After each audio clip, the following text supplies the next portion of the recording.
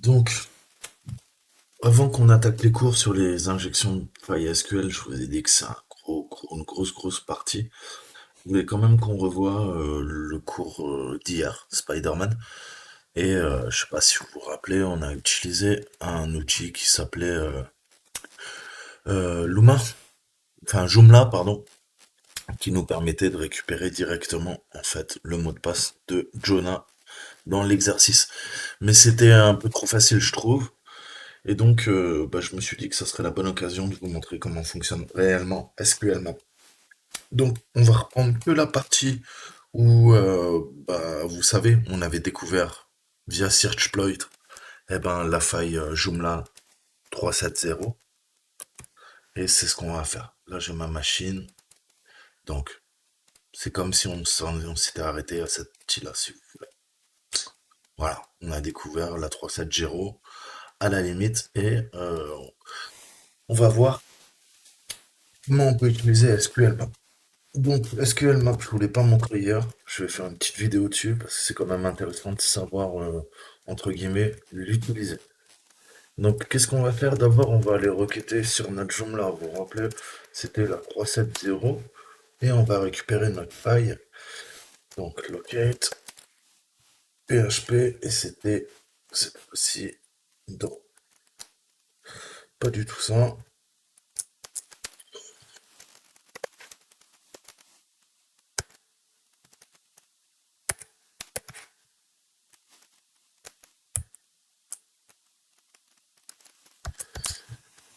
Ok.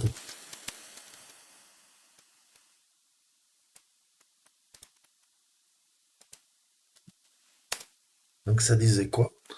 En gros, bah écoute, Coco, tu peux utiliser SQL Map. Il y a cette URL qui est sensible. Et il y a peut-être une faille dedans, donc je te conseille d'utiliser SQL Map et de faire cette requête. Donc bien sûr, à chaque fois que vous avez un exploit, il faut l'adapter en conséquence. Donc on va réutiliser cette requête et on va voir un peu ensemble. On va se focaliser sur cette attaque. Donc, qu'est-ce que je vais faire? Bah, je vais m'ouvrir un nouveau truc. Hop, on va l'ouvrir en grand. Je fais coller et là on va repartir de zéro. Donc, SQL Map U. Je lui donne quoi? Je lui donne, en fait, le nom de domaine ou l'adresse IP et le lien attaqué. C'est index plus les paramètres qui sont à la suite dans l'URL, codés dans l'URL. L'adresse IP, c'est la 10.10.193. Bon, 247, ok. Donc là, naturellement, j'ai modifié l'adresse IP. Et on vérifie le lien. Donc il fait du flirting. L'update, le fichier XML en risque 3, level 5, il utilise un random agent, il est en DPS, list full ordinate. Donc ça c'est pas mal. Allons voir un petit peu.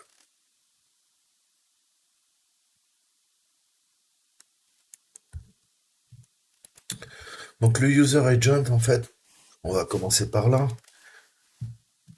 Il utilise un user agent header HTTP aléatoire. Vous savez, quand vous allez sur Internet, en fait, le premier truc qu'on récupère de vous, c'est le header. Le header de quoi? De votre HTTP User Agent. L'agent utilisateur HTTP contenu dans le header, c'est l'information, c'est quoi? Vous le savez, c'est votre navigateur web. Là, il simule que c'est Mozilla 5.0 sur un environnement Windows. Vous savez très bien que je n'utilise pas Mozilla 5.0, je dois être à la combien? Regarder par curiosité, comme mais vous m'avez compris. Mais largement, il falsifie les informations. Pourquoi? Tout simplement parce que il a envie de être furtif. Et si c'est tout le temps la même personne qui va requêter sur un site, forcément, ça va alerter le site, tout simplement. Donc là, qu'est-ce qu'on fait? On usurpe le header et on va récupérer, je sais même pas où ça se trouve, je suis désolé les amis, about, il est où le about? Voilà, je suis en 78 70 EFR sur Kali. Donc vous voyez bien que, premier truc, première information, il va venir usurper comme Burp Suite, on peut usurper le user agent header et se faire passer pour un smartphone, se faire passer pour une tablette, ce que vous voulez. C'est aussi simple que ça. Ensuite, qu'est-ce qu'il fait? Deuxième étape, il va tester les connexions à la cible, ok, au niveau de l'URL qu'on lui a donné. Et là, il nous dit, ok, le serveur web répond avec un code d'erreur HTTP 500 et ça pourrait interférer si vous n'avez pas de cookie déclaré et par contre le serveur veut vous en attribuer un. Et là, on voit le cookie qui apparaît. Bah ok, faire yes.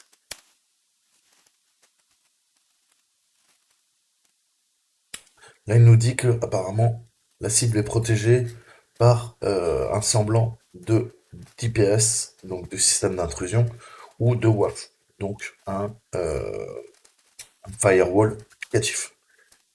L'heuristique a détecté que la cible est bien protégée par ces deux composantes.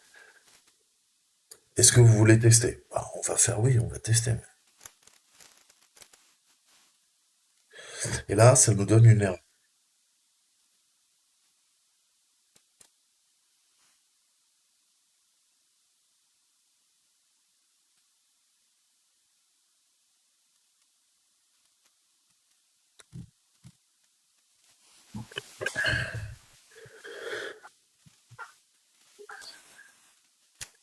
Donc je me pose la question, est-ce que c'est pas tout simplement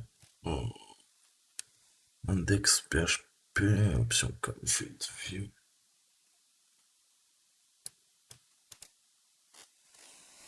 Est-ce que la base est up? Parce qu'une base de données, des fois, ça met du temps. Est-ce que vous voulez? Yes. Voilà.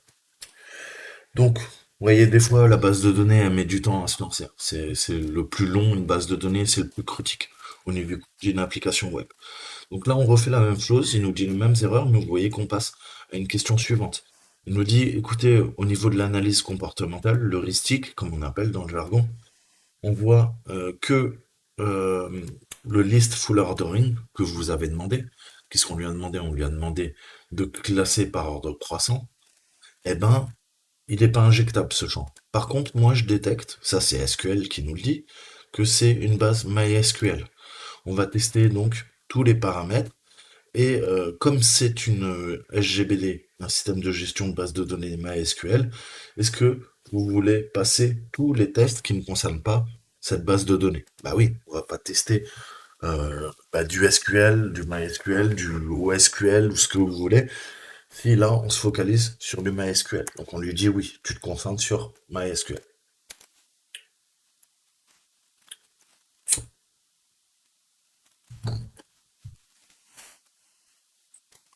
Donc là, il lance l'attaque et il va faire son attaque de fuzzing. Il va tester tous les paramètres.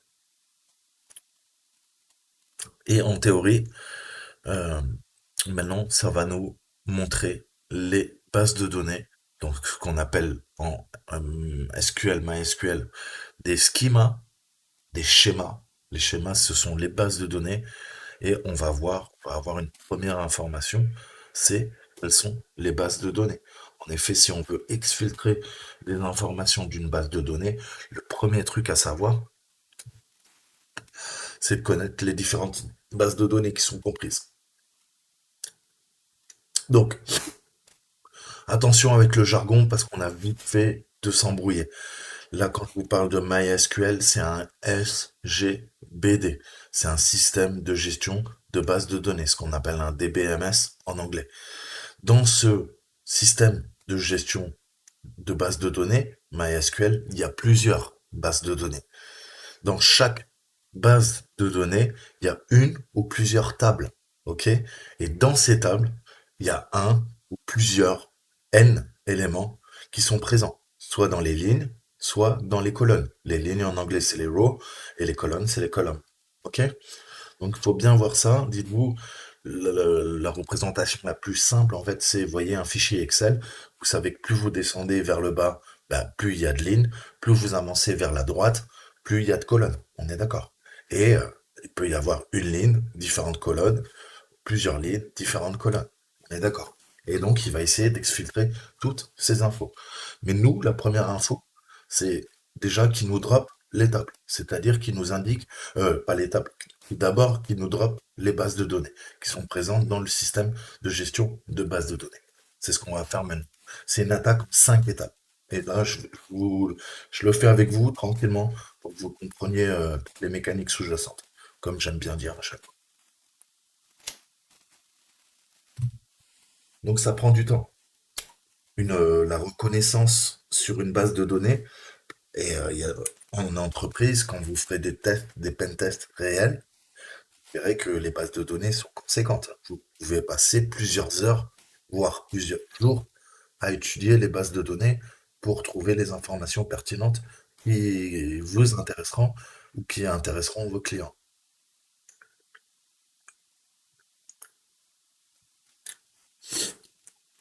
Donc c'est un travail fastidieux, croyez pas.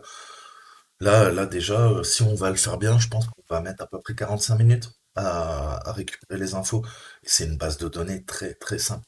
Il y a que quelques bases de données, je crois qu'il y en a 4 ou 5. Il doit y avoir une dizaine de tables. Euh, c'est un exercice. Mais dites-vous que dans la vie, c'est toujours plus compliqué. Là, les captures de flag, c'est pour vous préparer à devenir un pen tester plus tard, ou si vous voulez faire du sale, devenir un black hat. Mais attention, ça va être des heures et des heures et des heures de boulot, hein.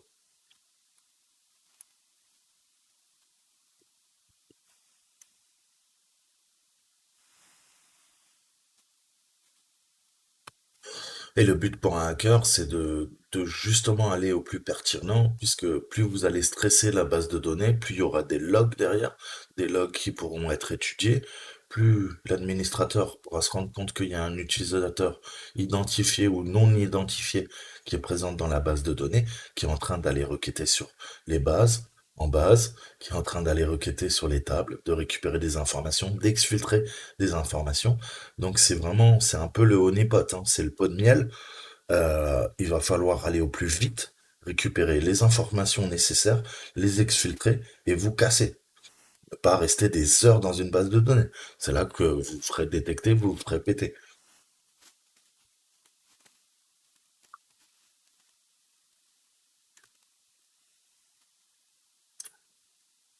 Donc là, il y a deux types d'attaques avec SQL. On peut enregistrer une requête sur un formulaire et le demander de le craquer, de se faire une simulation en offline. C'est ce que je vous conseille de faire puisque vous n'interagirez pas, oh, j'y arrive pas. Bref, vous ne serez pas en interaction en temps réel. Là, qu'est-ce qu'on fait? On a mis le tiret U, le paramètre U, donc on interagit en temps réel sur la base de données. Donc là, on est beaucoup plus flag. On crée ce qu'on appelle du noise sur le réseau, au niveau du stress de la base de données. Une base de données, vous savez, c'est des grappes de disque dur. Ça tourne généralement dans un data center. Et s'il y a beaucoup d'utilisateurs, ça demande beaucoup d'entrées-sorties. Tout ça, ça peut être des facteurs qui vont mettre la puce à l'oreille au client, à l'administrateur de base de données. Donc, moins vous stressez la base, plus vous êtes discret. C'est un peu comme quand vous scannez une machine, vous pouvez scanner tous les ports, utiliser des attaques non furtives, et vous allez être grillé, vous allez faire du bruit sur le réseau, vous allez vous faire détecter par les systèmes d'intrusion, ou vous pouvez lancer des attaques furtives, beaucoup plus ciblées, et là, vous resterez furtif. C'est pareil. Et ça vient avec la connaissance.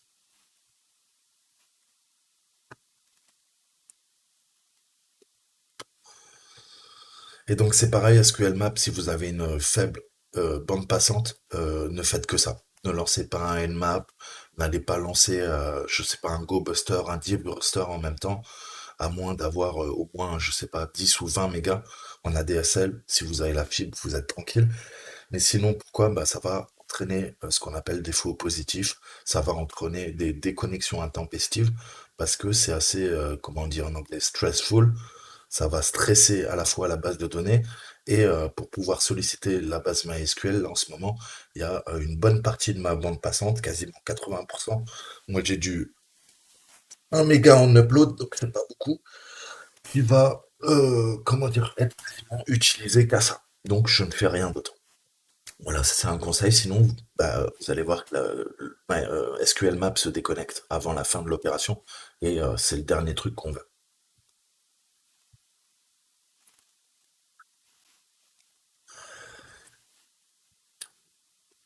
Donc bien sûr, plus vous avez de la bande passante, plus vous avez un réseau câble fibre, plus ça va aller vite, puisque on pourra accélérer les requêtes.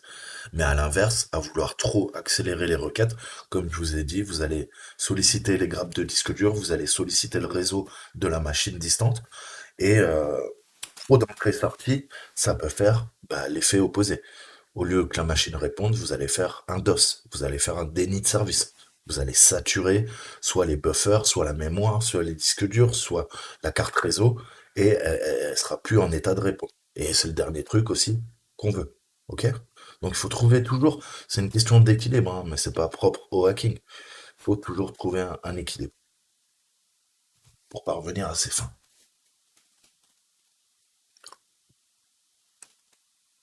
Donc vous voyez qu'il a d'abord il teste des boolean-based, après il va faire des union-based sur des jointures. Quand c'est blind, c'est à l'aveugle. Il balance des requêtes à l'aveugle et il regarde si la machine répond.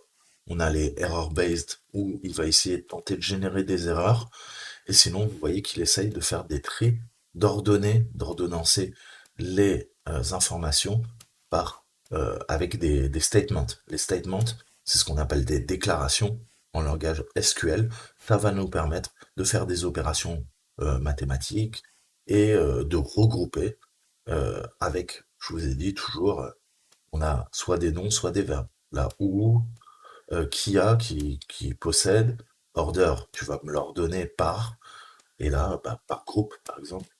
Et donc, on peut grouper, c'est ce qu'on appelle des clauses en langage SQL, et on va pouvoir mettre des conditions pour regrouper les informations, faire des jointures pour accéder à plusieurs tables qui sont présentes dans une base de données.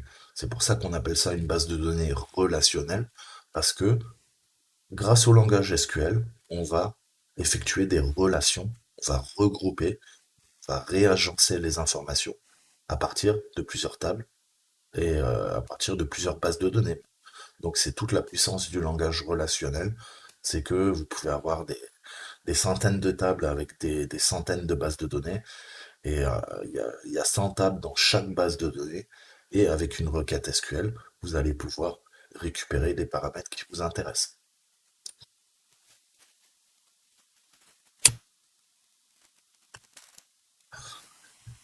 Ça, c'est utilisé tous les jours, hein. Quand vous voulez partir en vacances et que vous demandez un avion qui part à Roissy-Charles de Gaulle, et je vous donne toujours l'exemple qui veut atterrir à New York, qu'est-ce que va faire le site web, l'application web? Eh ben, il va prendre votre compte, il va aller chercher dans une base de données où il y a plusieurs tables. Il y aura par exemple nombre d'utilisateurs, nombre de places dans l'avion, nombre d'avions qui volent à la date à laquelle vous aurez entré, eh ben, s'il y a un départ pour Paris vers New York, et il va récupérer tout ça, toutes ces informations contenues dans les lignes et les colonnes, dans différentes tables. Tu auras la table avion, la table aéroport, la table départ, la table arrivée, la table utilisateur, la table nom d'utilisateur, la table nom de l'avion, et il va venir corréler ces informations, et où il vous affiche, bah écoutez, pour telle date, vous voulez partir de Paris, arriver à New York, voilà combien il y a de place dans combien d'avions, à quel prix, et tout ça, c'est des requêtes en base de données, en fait, tous les jours. Donc, pour l'utilisateur, c'est transparent. Côté back-end, côté serveur, ce sont grâce aux requêtes SQL qui sont faites sur le serveur, la base de données du serveur, qui est reliée à l'application web, qu'Internet fonctionne, en fait, hein. Sans base de données, on fait rien. Il n'y a rien qui marche.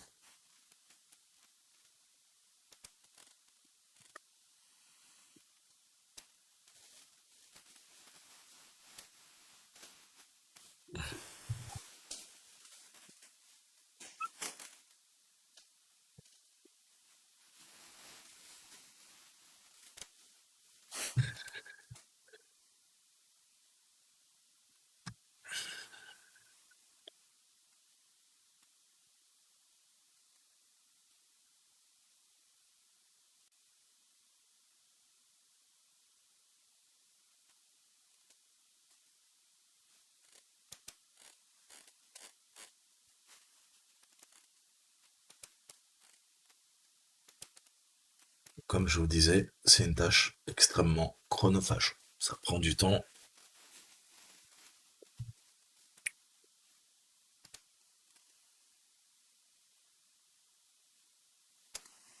On va essayer, en attendant, je vais essayer de vous trouver l'architecture.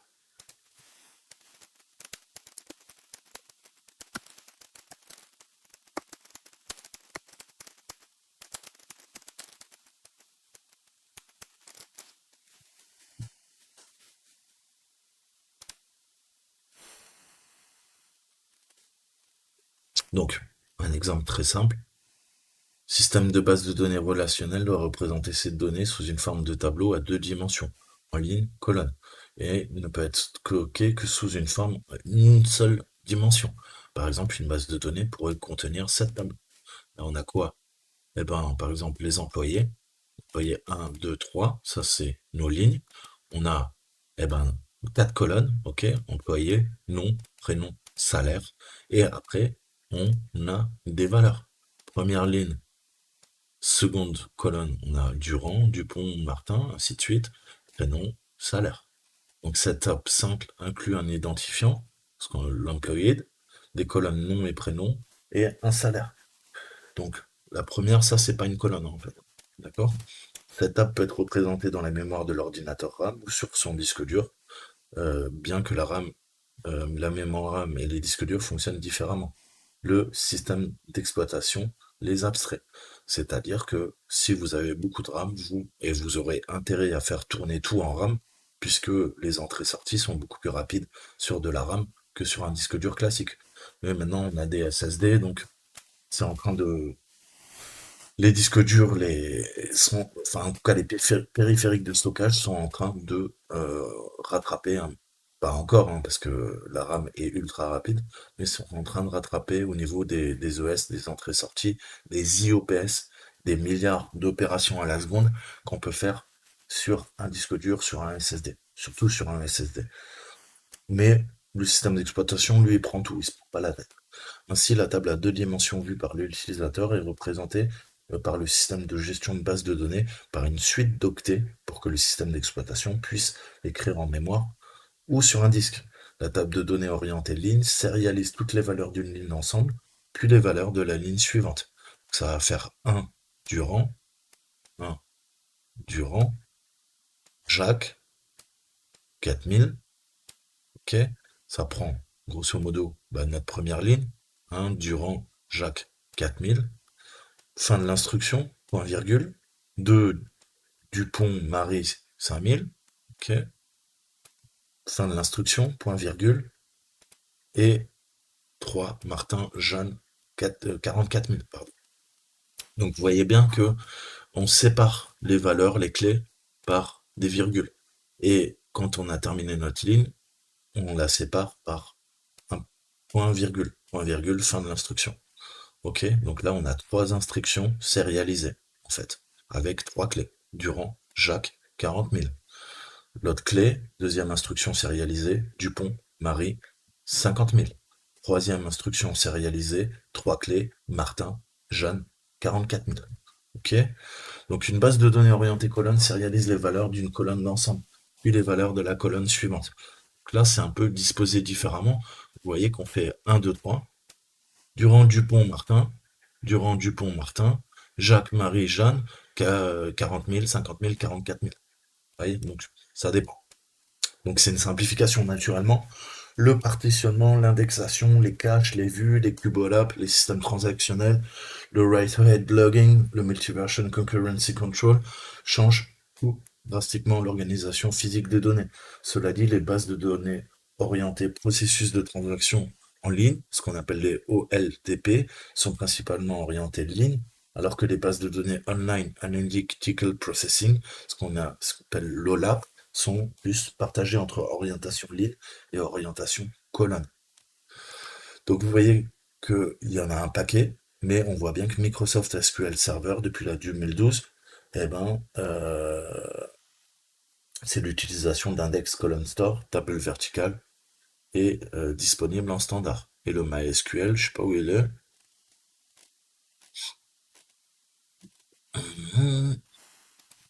Tu vois,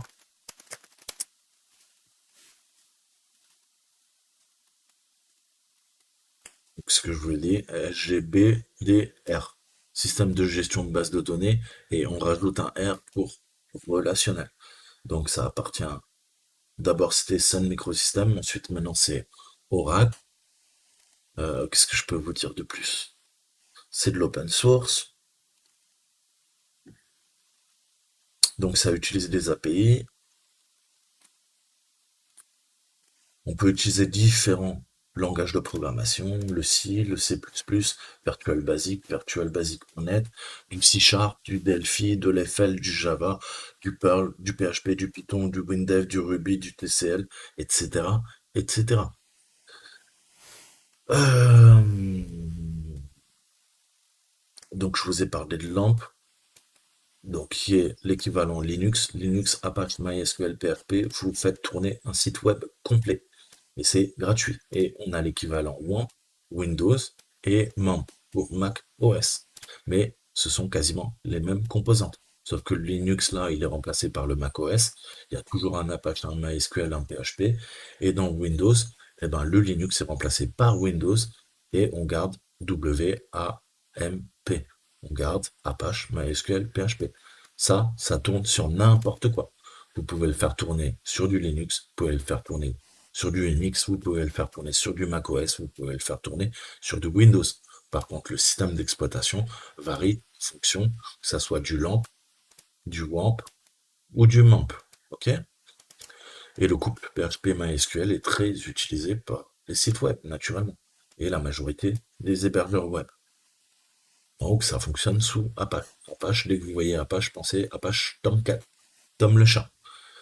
Et Wikipédia utilise MariaDB. MariaDB, moi j'ai un MariaDB, on a tous un MariaDB sous Debian. Ah, qu'est-ce que je fais? Je tape MariaDB. Voilà. Là, il nous dit, t'as pas ouvert ton port local MySQL. Mais vous voyez bien que j'ai aussi une base de données MySQL. Le meilleur exemple, quand vous lancez Metasploit, il se connecte à une base MySQL locale qui s'appelle MSF6 ou MSF7 et qui permet d'aller requêter euh, en base de données et de nous afficher les exploits. À chaque fois qu'on fait search, exploit, je sais pas, hein, CMD, Unix, reverse TCP, dans Metasploit, dans MSF console, et ben là il va aller requêter en base de données dans la base de données MSF console. Donc c'est très utilisé et MariaDB, on l'a. Si je vous fais sudo service statut sauce pour avoir tous mes services qui tournent.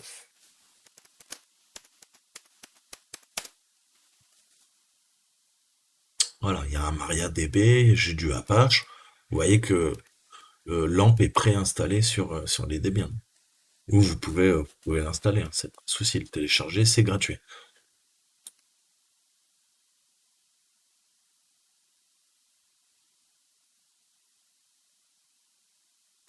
Donc vous avez déjà tout sur Linux pour héberger votre propre serveur. Même votre site web, ce que vous voulez. Votre blog, à vous de voir. MariaDB, on voit qu'il est installé. Je l'ai bien là. Pour l'instant, elle ne tourne pas, parce que j'en ai pas besoin. Donc, il en est où le monsieur? Continue son attaque. Donc voilà, vous voyez que c'est extrêmement lent, hein. Donc au début, je vous ai dit, il y a plusieurs types d'attaques. Au début, on fait de la reconnaissance, c'est l'attaque la plus longue. Là, on parle de quoi? J'ai lancé l'attaque, il était midi 56.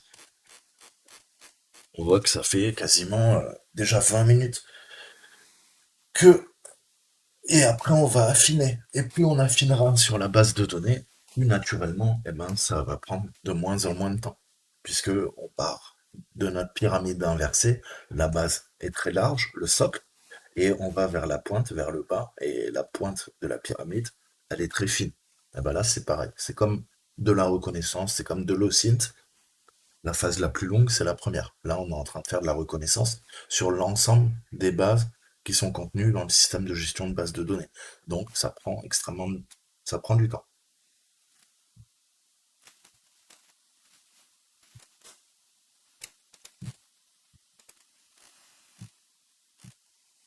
Donc voilà, allez voir les moteurs de données, c'est pareil, ça permet de faire des tris, la réplication aussi. Donc en gros, on a quoi? Ben, on a des modifications, on a plusieurs nœuds parce qu'on veut de la redondance. La réplication, comment ça fonctionne, grosso modo? Eh ben, on a plusieurs nœuds. On a par exemple là deux nœuds. On a le maître nœud 3, ok, mais c'est l'esclave nœud 1, esclave nœud 2, et ceux-là sont reliés au nœud 1, en fait, hein. Ça, c'est le maître, ça, c'est les deux esclaves. Application des modifications au serveur esclave, application des modifications au serveur esclave. Qu'est-ce que ça fait? Maître, il va répliquer sur les nœuds, et dès qu'il y a une modification sur le maître, eh ben, on va avoir des réplications et des recherches au niveau de l'application qui vont être mises à jour sur les autres nœuds. Comme ça, si jamais le nœud maître tombe, on a les réplications soit en synchrone, en temps réel, soit en asynchrone, en temps différé, et ça va nous permettre eh ben, de répartir la charge, c'est ce qu'on appelle le load balancing, et ça va permettre la redondance de l'infrastructure. Si jamais on perd un nœud, on a toujours les nœuds esclaves qui pourront prendre le relais du maître, en cas de souci. Principe de réplication. Mais ça, c'est pas unique à MySQL. Vous retrouverez ça dans l'Active Directory, vous retrouverez ça au niveau des sauvegardes. C'est le principe de réplication des données en entreprise. Donc voilà, on peut faire des mises à jour avec update, on va mettre à jour les bases. Delete, on va les effacer. Insert, on va insérer des données. Select pour sélectionner. C'est pour ça que je vous dis, on utilise en fait des verbes. Donc toutes les modifications doivent être envoyées au serveur maître et seront automatiquement répercutées sur ces esclaves. Mais les requêtes de recherche select, souvent plus nombreuses et plus gourmandes en ressources, pourront être effectuées sur un ou plusieurs esclaves. Comme les requêtes de modification doivent être redirigées sur le serveur maître, la conception de l'application doit s'adapter à l'architecture. Le programmeur va ouvrir deux connexions dans son programme, une sur le serveur maître, sur lequel il exécutera toutes ses modifs, et un autre sur le serveur esclave sur lequel il exécutera toutes les recherches. Comme je vous disais, ce système ne permet cependant qu'une redondance limitée. Si le serveur maître tombe en panne, son esclave prend le relais, mais il est nécessaire au programme de mettre à jour son programme pour charger le serveur qui va recevoir les modifications ou de programme d'une liste ou programmer une liste de redondance pour changer de maître automatiquement. Si on a un load balancing qui est bien fait, eh ben, il se mettra à jour automatiquement. S'il y a une base qui répond pas, il y en a une autre qui prend le relais. Si le serveur esclave cesse de fonctionner, l'ensemble des requêtes devront être envoyées au serveur maître. Là, c'est dans le sens inverse. Si l'architecture comporte plus de deux nœuds, et dans le cas où un serveur intermédiaire à la chaîne qui est esclave et à la fois maître tombe en panne, le serveur esclave devra être reconfiguré pour se répliquer sur le serveur maître du serveur tombé en panne. Là, c'est le but des sysadmins, des administrateurs réseau.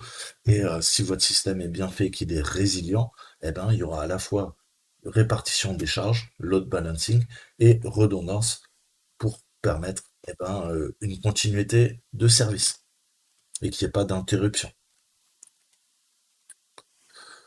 Voilà. Dans la plupart des cas, il faudra une action de l'admin pour établir l'ordre. Mais avec, franchement, VMware, avec tout ce qui est virtualisation, avec les ESX qu'on utilise en entreprise, en fait, ça se fait automatiquement, heureusement. Dès que, au niveau de la supervision, on a une machine qui tombe, eh ben, automatiquement, il y a le réseau et les bases de données qui prennent le secours. On a des grappes de disques durs, de SSD, de secours, mais voilà. Après, ça, c'est dans les grosses entreprises. Si c'est des petites entreprises, eh ben, on va dépendre en fait de l'architecture de leur réseau et de leur infra.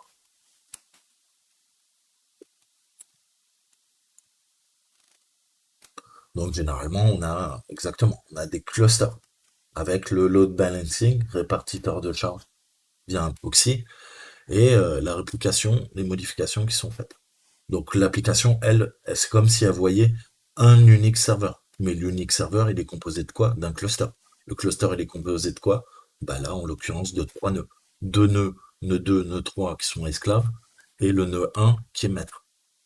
Donc, on voit qu'on a le répartiteur de charge, puisque l'application, elle, communique avec le cluster et le cluster répartit les recherches sur trois nœuds pour faire ce qu'on appelle du répartiteur de char, load balancing. Et les modifications, par contre, sont faites au nœud 1 et répercutées sur nœud 2, nœud 3. Et c'est pareil, l'application récupère aussi eh ben, tout ce qui est... je vous le disais tout à l'heure, pardon, j'en perds mon français, c'est réparti aussi, c'était notre fameuse réplication.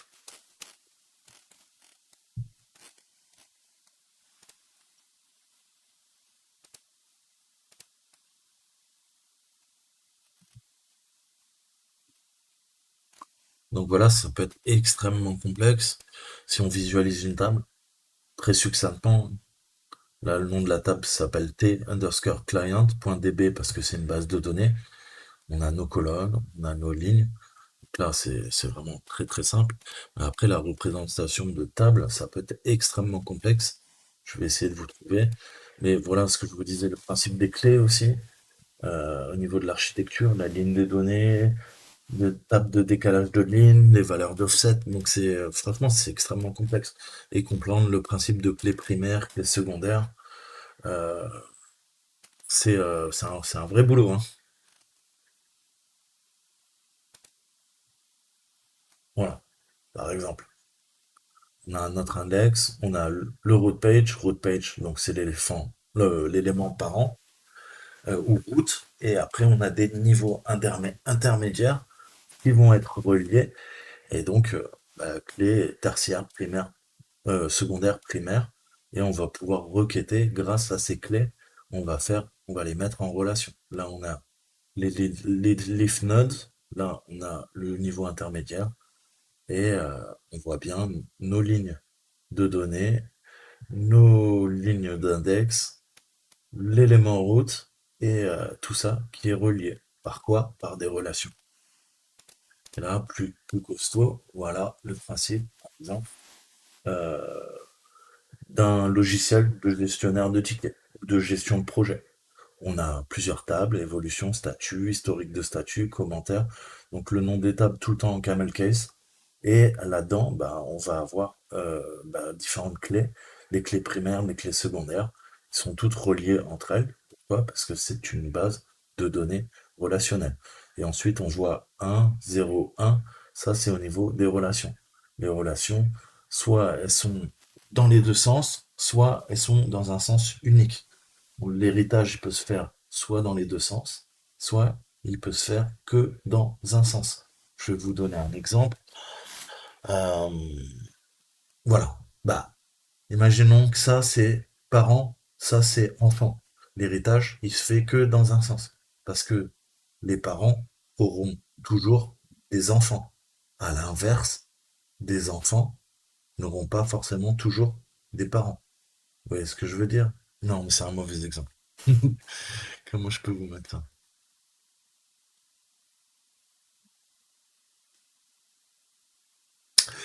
Parents, enfants.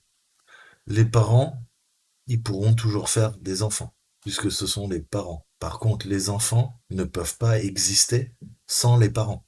Si vous êtes né, même si vous êtes orphelin, il y a des parents qui vous ont conçu, ok, qui vous ont créé. Donc les parents, là, il y a une hiérarchie. Les parents, c'est le maître, esclave, c'est les enfants. Les enfants ne pas avoir de parents, ok, ils peuvent être, comment dire, orphelins, mais il n'empêche qu'il y a bien eu des parents à un moment qui ont créé l'enfant. Donc ça, c'est vrai, ça, c'est faux, si c'est l'inverse. On peut avoir des parents sans enfants, mais on peut pas avoir d'enfants sans parents. Parce que si vous n'avez pas de parents, vous n'existez pas. Vous n'êtes pas présent. Vous voyez où je veux en venir? C'est un peu l'analogie. Ben là, c'est le même principe.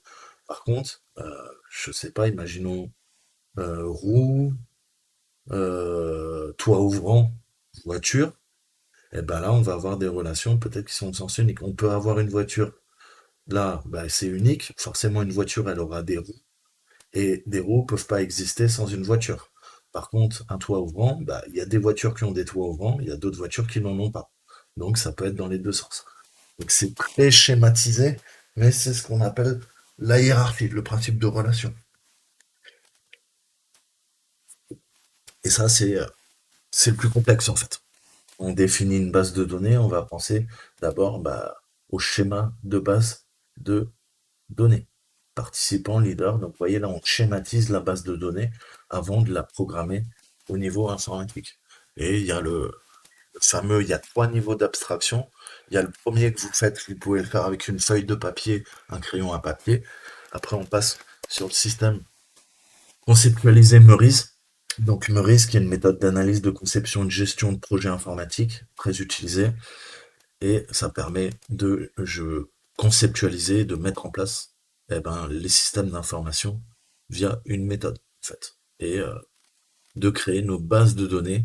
Et il y a différents types. On a le MCD qui est le modèle conceptuel de données. On a le MCT qui est le modèle conceptuel de traitement. Le MLD qui est le modèle logique de données. Et le MLT qui est le modèle logique de traitement. Et en fait, on va passer d'une couche d'abstraction à une autre. Un exemple, si je dois mettre en place euh, la gestion de projets au sein de mon entreprise, je sais que j'ai un schéma directeur, j'ai une étude préalable, du recherche et développement, étude détaillée, étude technique, réalisation, mise en service, maintenance. Les différentes composantes, là ça va être le plan d'action, dossier des choix, cahier des charges d'utilisateur, cahier des charges uniques, dossier de réa, manuel utilisateur, protocole de maintenance et de correction. Là, je vais commencer à faire un synoptique de, de mes besoins. À partir de là, je vais développer et passer d'une couche d'abstraction à une autre, et ça va nous permettre, une fois qu'on a défini tout ça, de mettre en place d'autres logiques. La logique métier, la logique conceptuelle, la logique physique. Donc là, je vais réfléchir à mes besoins, trouver le principe de relation, la séparation des données, des traitements, et j'en passais des meilleurs. À chaque niveau, on va conceptualiser. Ensuite, qu'est-ce qu'on peut voir? On va voir qu'on entre dans voilà, la relation réflective, je vous disais, les relations binaires, ternaires. Donc ça, c'est super intéressant. Le MCT.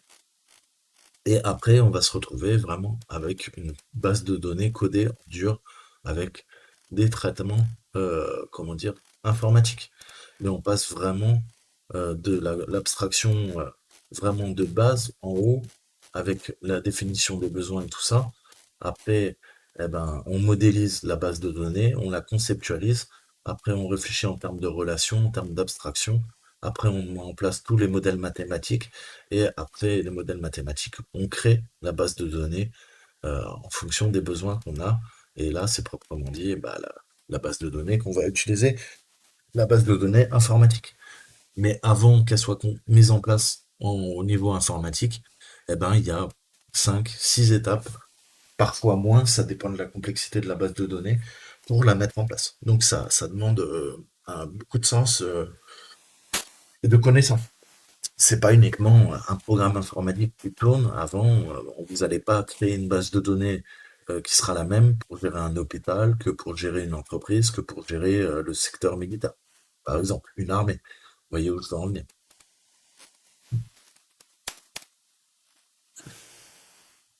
Donc, on y arrive. Là, qu'est-ce qu'il nous dit? Bah écoute, j'ai terminé cette longue opération et moi je te trouve fetching database. Je te sors tous les noms des bases de données. La première, elle s'appelle Information Schema, schéma d'information, Joomla, MySQL, performance, schéma de performance et test. On les a là, elles sont regroupées. Il nous dit qu'il y en a 5. Ok. Moi, qu'est-ce que je vais faire? Revenons à notre exercice. Eh ben, moi, je veux me connecter à Joomla. Ben ouais. J'essaie de me connecter à Joomla. Je vais là, je vais là, je vais là. Je vais sur notre machine. Hop, je fais ça. Je fais ma partie que j'ai localisée administrator. Là, ça me dit quoi?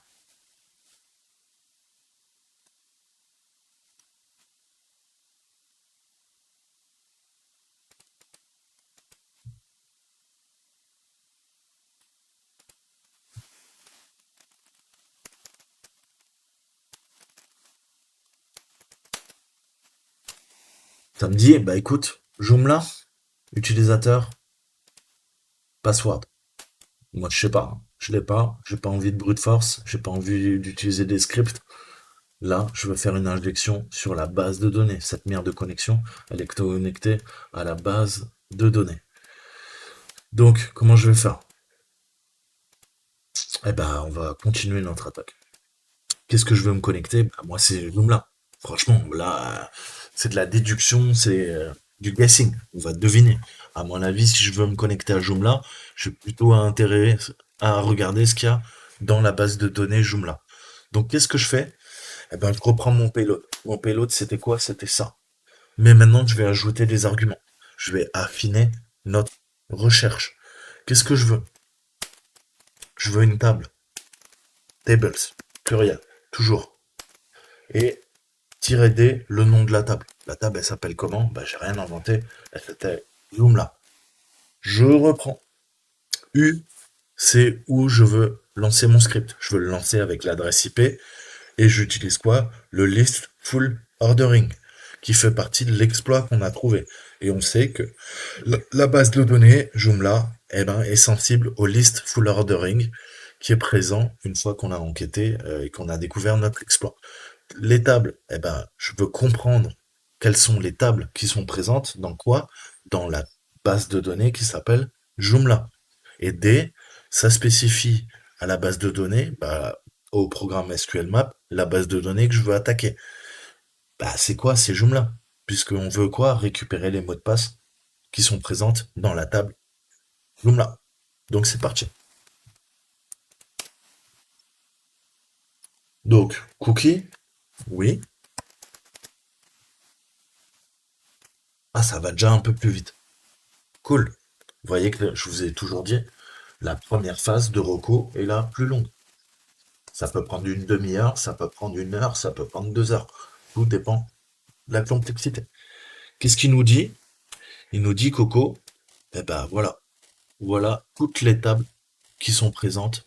Il y a 72 tables qui sont présentes dans la base de données Joomla. Qu'est-ce que tu veux faire? Il nous les montre. Ok, je me balade. Ok, content, field, value. Pour l'instant, il n'y a rien qui attire mon œil. Ah, j'ai un truc qui s'appelle user key. J'ai un truc qui s'appelle user profile, user note, user group map, user group users. Ah, je vais me concentrer sur users. Moi, je veux quoi? Je veux récupérer les utilisateurs et quoi? Leur mot de passe. Donc maintenant, on va aller requêter dans quoi?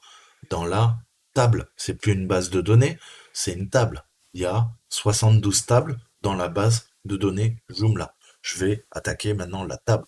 Ok. Donc j'utilise quoi? Toujours notre payload, mais je continue à l'enrichir en termes d'arguments pour lui donner de nouvelles informations. Et SQL Map va comprendre ce qu'on veut faire. Je fais au début, avant que tout plante, je repasse aux colonnes. Columns.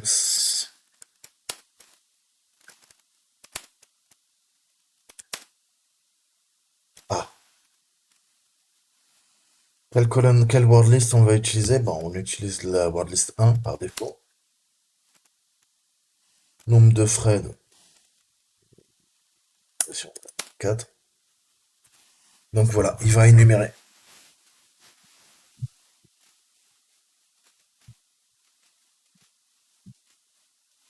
On voit que c'est un peu lent, je vais booster le processus. Yes, yes. Oh, je sais pas, je peux t'en mettre 64. Maximum number is 10. Putain. Ok. Bon, on est reparti.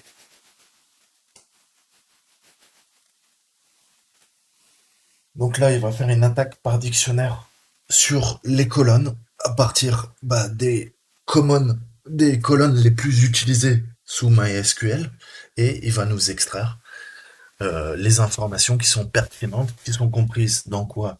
Dans la table Joomla et cette table Joomla est comprise dans quoi? Dans la base de données, la table pardon user qui est comprise dans la base de données Joomla.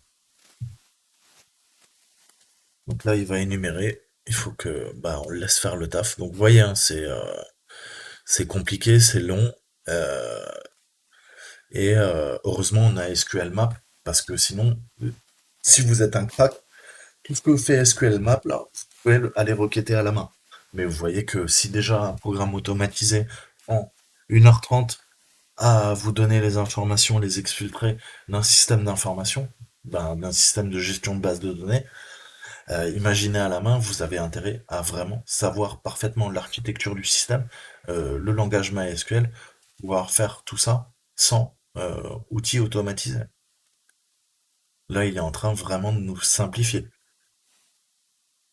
Mais vous voyez, on part tout le temps de la base, on récupère toutes les bases de données, on choisit une base de données, on énumère toutes les tables qui sont dans la base de données, on choisit une table et on lui demande d'afficher toutes les colonnes, ensuite toutes les lignes, et on corrèle les informations. Et là, qu'est-ce qu'on va corréler? Utilisateur, mot de passe. Si j'ai l'utilisateur, le nom d'utilisateur et le mot de passe, bah j'ai quoi? Bah j'ai mon accès à la page d'administration. Et j'ai pas besoin de faire une attaque brute force sur le site web. J'ai pas besoin d'utiliser des scripts qui vont récupérer via une faille le mot de passe. Là, c'est que de l'injection SQL. On fait que taper sur la base de données pour pouvoir accéder à la base de données. C'est bête, hein, mais puisque là, bien sûr, c'est le site Joomla, mais le site Joomla, derrière, il y a la base de données, puisque le blog, eh ben, il affiche quoi? C'est un CMS. Il affiche du contenu. Donc, s'il affiche du contenu, il faut bien une base de données pour stocker quoi? Bah, le contenu. Donc voilà, ça va être long.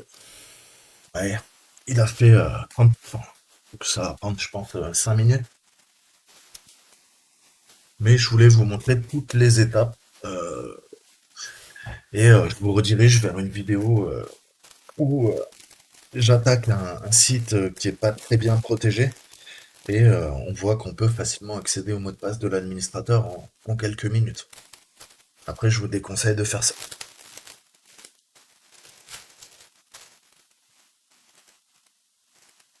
puisque toutes mes vidéos sont à but éducatif, naturellement.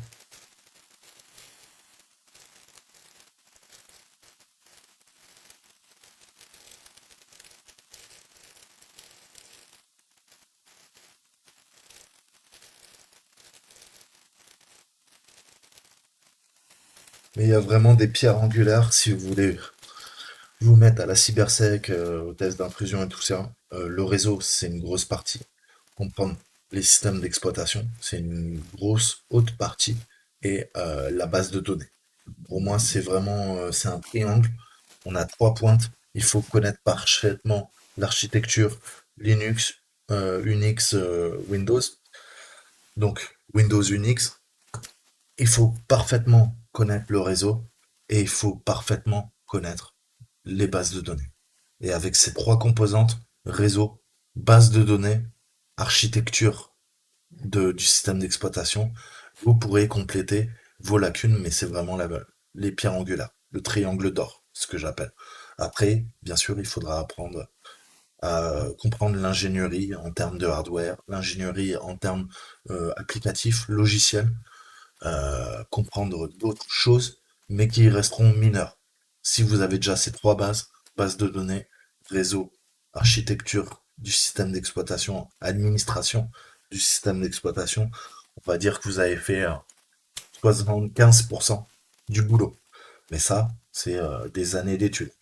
Ça, c'est pas du jour au lendemain, en regardant quelques vidéos sur YouTube que vous allez apprendre. Il va falloir lire des centaines de bouquins, il va falloir vous donner à fond. Et faites des études d'informatique si ça vous plaît. C'est peut-être le plus simple. Faites pas comme moi, pas en dilettant, mais en autodidacte. C'est plus compliqué, beaucoup plus compliqué. Bien.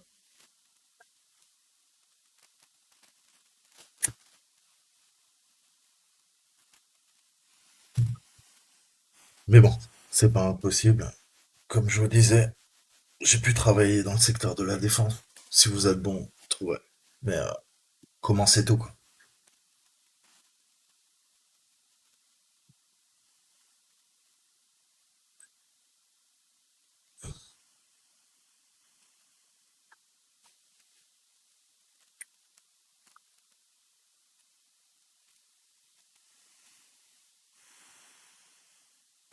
Donc là, comme je vous disais tout à l'heure, on voit bien, hein, il nous dit pas plus de 10 threads. Donc plus il y a de threads, plus ce sont des sortes de bouts de code qui tournent parallélisés sur votre processeur. Plus il y en a, plus ça parallélise la tâche. Plus la tâche est parallélisée, plus elle va vite. Par contre, si vous allez trop vite, puisqu'il est dit, pour éviter des problèmes de connexion potentiels. C'est quoi? C'est faire un déni de service sur la base de données. Le dernier truc qu'on veut, une base de données, c'est fragile, c'est faire un DOS dessus et la craquer. Parce que là, vous ne pourrez plus accéder à la machine. Et si vous crachez une base de données, alors là, c'est le meilleur moyen de se faire repérer.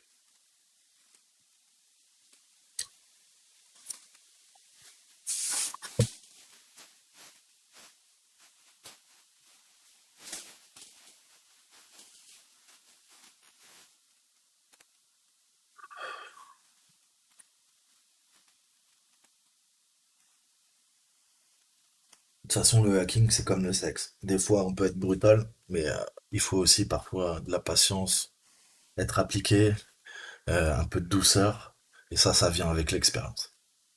C'est aussi simple que ça.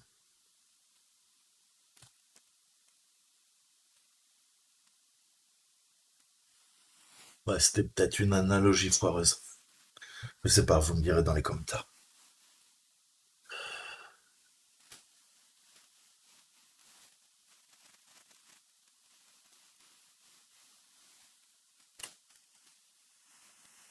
Donc là, ces commandes, vous pourrez les faire sur n'importe quelle base de données. Et c'est toujours, je vous ai dit, séquentiel. Donc vous mettrez tous les trucs, mais en attendant que ça se termine, on reprend, on reprend, on reprend, on reprend. On veut quoi? Attaquer un système de gestion de base de données, HGBD. Qu'est-ce que je fais? La phase la plus longue. Je lui demande d'aller requêter. Alors, même si on n'avait pas eu l'exploit, c'est pas un problème, hein. On aurait pu juste faire un SQL map U et index PHP. Et il serait allé requêter là-dessus. Là, l'avantage qu'on a, c'est qu'on connaît une faille. Donc, ça va nous faire gagner du temps. Donc, on a rajouté des paramètres. OK? Mais vous pouvez faire SQL map-u, HTTP, l'adresse IP du serveur ou le nom de domaine, et le fichier attaqué. Le point d'entrée sur la base de données sur cette machine, c'est l'index PHP. On a la phase là plus longue où il va faire toutes ses attaques en blind, en brute force. Il va tester tout, partir de ses dictionnaires et j'en passe et des meilleurs. Il va énumérer, va faire des jointures, patati patata. Ça, c'est la phase la plus longue. Une fois qu'on a ça, qu'est-ce qu'on a? Eh ben, on récupère les bases, le nom des bases de données. On a plusieurs bases de données ou une seule. À partir de là, on lui demande de choisir une base de données et d'énumérer toutes les tables qui sont présentes. Là, on a choisi la base de données Joomla et il nous dit toutes les tables qui sont présentes. Vous voyez que c'est de plus en plus court au niveau des réponses. Par contre, on a énormément de lignes et de colonnes dans une table. Donc là, bah, on repart sur une opération qui est extrêmement longue. C'est l'énumération. Et vous voyez qu'est-ce qu'il fait? Il énumère. À partir de quoi? Un dictionnaire. Donc vous pouvez aussi vous créer des custom word lists, faire des attaques personnalisées. Mais dans ce cas-là, c'est pareil, il vous faudra de sacrées connaissances en SQL. Là, l'avantage qu'on a avec SQL Map, c'est qu'on a des dictionnaires par défaut.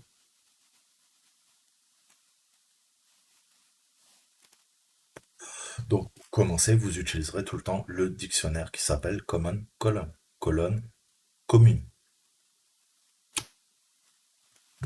qui sont communes d'utilisation. Allez, 75%, on y est presque. Donc là, je fais ça en temps réel, je n'éditerai pas la vidéo justement, elle sera longue, mais c'est pour vous montrer que je sais qu'au montage et tout, vous voyez plein de vidéos de hacking, vous vous dites ah c'est cool, en 20 minutes je pète le système et tout ça, mais bah, comme je vous ai dit dans ma précédente vidéo, le capture de flag, je me suis cassé les dents, j'ai passé 5 heures à pirater la machine. Si ma vidéo fait 45 minutes, ça veut pas dire que j'ai mis 45 minutes. Soyez-en conscients, c'est un peu logique. Je vais pas vous faire une vidéo de 5 heures où je suis en train de me casser la tête à essayer des trucs qui marchent pas. Je vais à l'essentiel. On se comprend.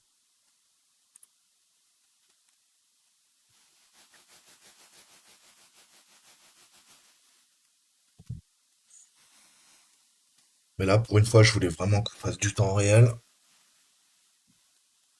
et qu'on voit que, bah ouais, même une simple base de données d'un blog, eh ben, pour l'exploiter, là, ça fait 1 heure que je suis dessus.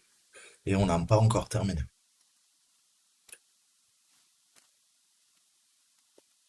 Mais au moins, vous voyez les différentes étapes, vous voyez même les erreurs que je peux faire et que vous ferez très sûrement. Parce que vous voyez, il suffit qu'on se trompe d'argument pour en fait bah, que le SQL Map nous dise j'arrive pas à me connecter, erreur HTTP, t'as pas rentré les bons paramètres.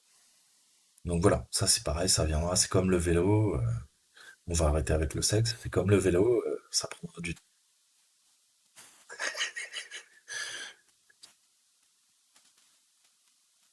Au début, vous avez besoin de roulettes, et puis après, on vous retire les roulettes, et vous savez faire du vélo sans vos parents, sans les roulettes. Ça, c'est une belle métaphore.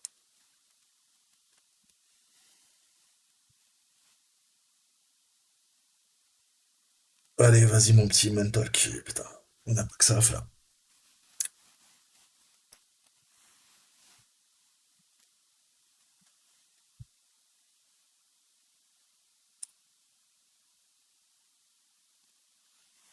Donc voilà, en attendant que ça se termine, je veux quand même parler de SQL Map, voir les différents paramètres qu'on a utilisés. Ce sera toujours mieux que raconter ma vie. Donc pareil, excellent site, SQL Map, qui vous apprend à quoi? À utiliser SQL Map. Oui, ouais, ouais, je vais le faire. Attends, je termine mon cours, je le fais. Ok.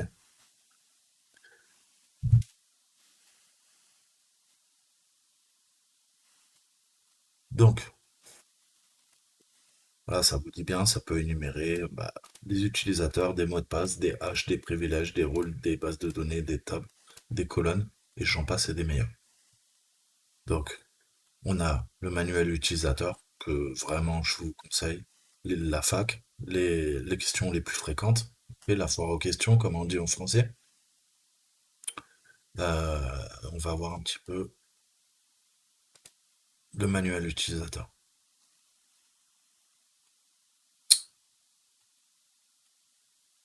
Donc, les différentes techniques SQL à connaître par cœur. Les booleans, les time-based, les error-based, les union query-based, les stack queries, et j'en passais des meilleurs. Qu'est-ce qu'on a d'autre? Les différentes techniques supportées par SQL Map. Donc c'est un peu la même chose, mais il ne nous développe pas plus. Features, brave list of supported features.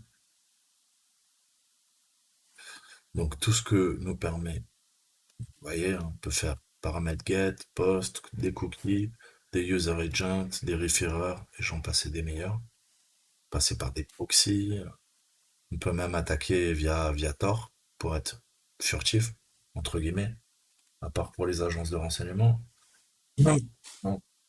Qu'est-ce qu'on peut faire d'autre? Et bah, il faudra apprendre aussi après toute la syntaxe, hein, parce que c'est ça le plus dur, c'est de retenir toute la syntaxe des commandes, toutes les commandes en fait. Vous voyez que vous pouvez faire énormément de choses, hein. C'est un super outil.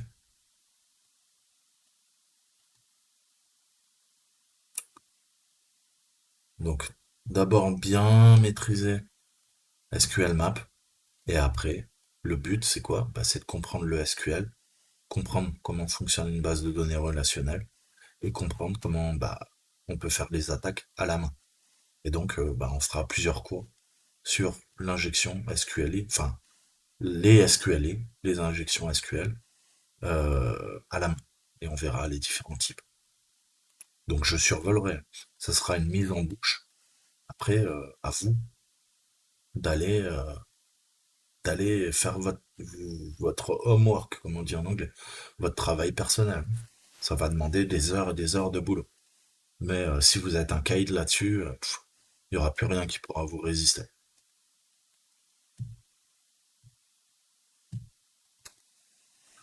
Donc, ton 92%,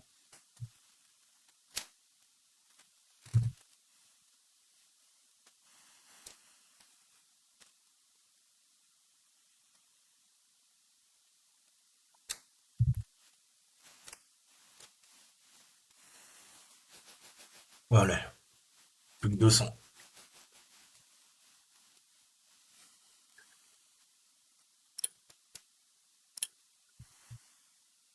Donc là, on a fait quoi? On lui a demandé de dropper. On a dit les bases de données. Ensuite, on a mis l'argument tables. Là, on vient de mettre l'argument columns pour extraire les colonnes de la base de données. La base de données, c'est quoi? C'est Joomla. Et la table sur laquelle on travaille, c'est dièse underscore users.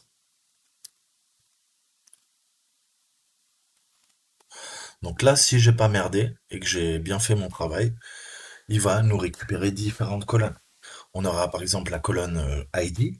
Chaque utilisateur est identifié par un identifier ID.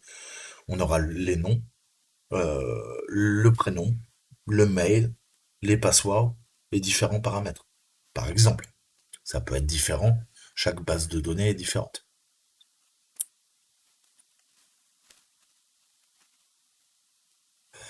Et là, après, notre étape suivante, eh ben, en fonction de ce que va nous trouver l'énumération, on va demander de faire un dump, donc de balancer toutes les informations qui nous intéressent. Qu'est-ce qu'on fait, nous? Et on veut deux paramètres. C'est quoi ces paramètres? C'est username et password. OK? C'est ce qu'on va faire.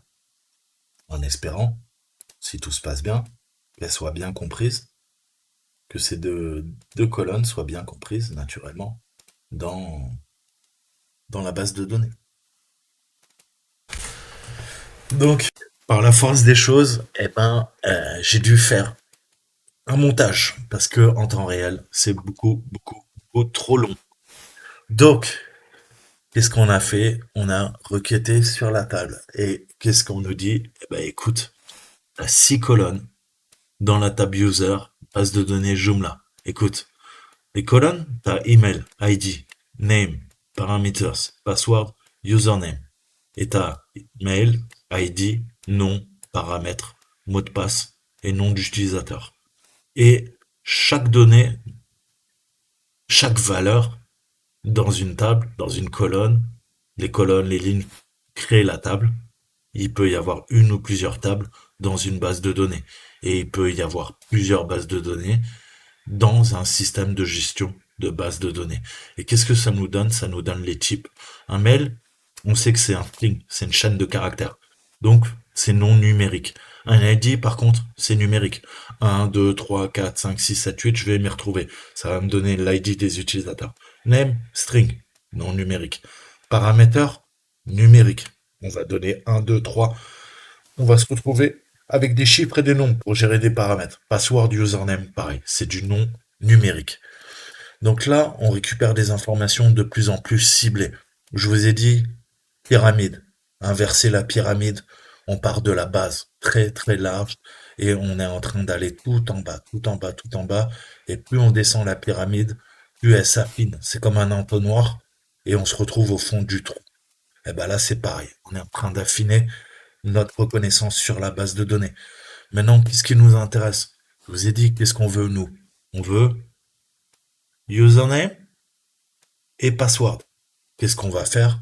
Cette fois-ci, on va dire à SQL Map, écoute, après toutes ces longues opérations, maintenant, tu vas faire quoi?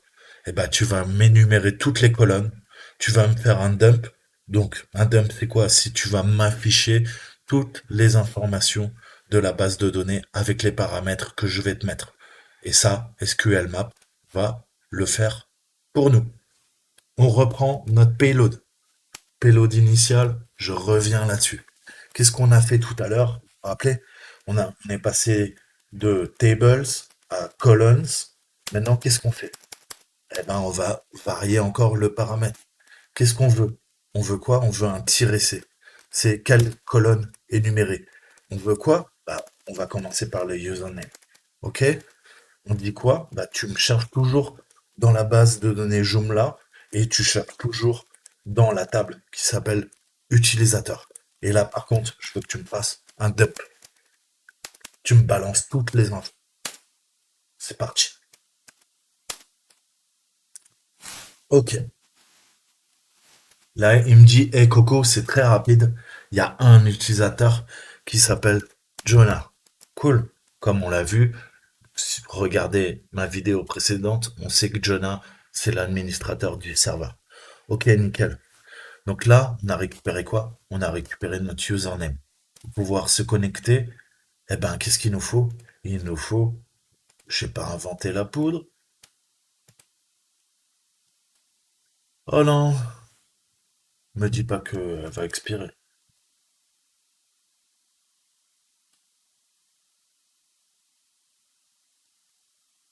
Non, il nous faut une password. Maintenant, qu'est-ce qu'on va faire? Bah, ça coule de source. Là, on lui demande le dump sur les passwords. Qu'est-ce que je fais? Je reprends ma même commande, la syntaxe est identique, sauf que je veux quoi? Je veux plus username, je veux password. Yes. Et voilà. Voilà ce que nous a fait le script. Donc, pour rappel, vous vous rappelez hier, j'ai utilisé Joom Scan. Joom Scan utilise une faille pour nous dropper directement le hash du password. Là, nous, on vient de faire une injection, plusieurs, maintes et maintes injections, une phase de reconnaissance, une phase d'énumération, jusqu'à trouver la base de données qui nous plaît, jusqu'à trouver la table qui nous plaît, jusqu'à trouver les colonnes qui nous plaisent. En l'occurrence, on voulait quoi? Username, nom d'utilisateur et password, mot de passe. On a fait le même boulot et maintenant vous savez utiliser, entre guillemets, il va falloir creuser SQL Map et vous voyez qu'on arrive au même résultat. Ok? Donc voilà comment là on a pénétré une base de données via SQL Map et bah, j'espère que vous aurez appris pas mal de choses sur les injections SQL de façon automatisée. On verra plus tard comment les faire en manuel. Ok? Et un dernier truc, si vous peinez, SQL Map est très complexe. Entraînez-vous, entraînez-vous, entraînez-vous, entraînez-vous. Il y a un truc qui s'appelle Wizard, le magicien. Pardon. Qu'est-ce que j'ai fait? Voilà. Donc, Wizard, il vous demande, il fait tout pour vous. Si vous êtes débutant, il vous demande l'URL. Là, l'URL, on l'a vu au début. Qu'est-ce qu'on rentre comme URL? Eh ben, on rentre les paramètres qui sont dans l'application. Nous, l'URL, c'est toujours entre double quotes. Grosso modo, on va faire très simple. On tape sur index PHP. OK? Ensuite, allez, je vous donne un exemple.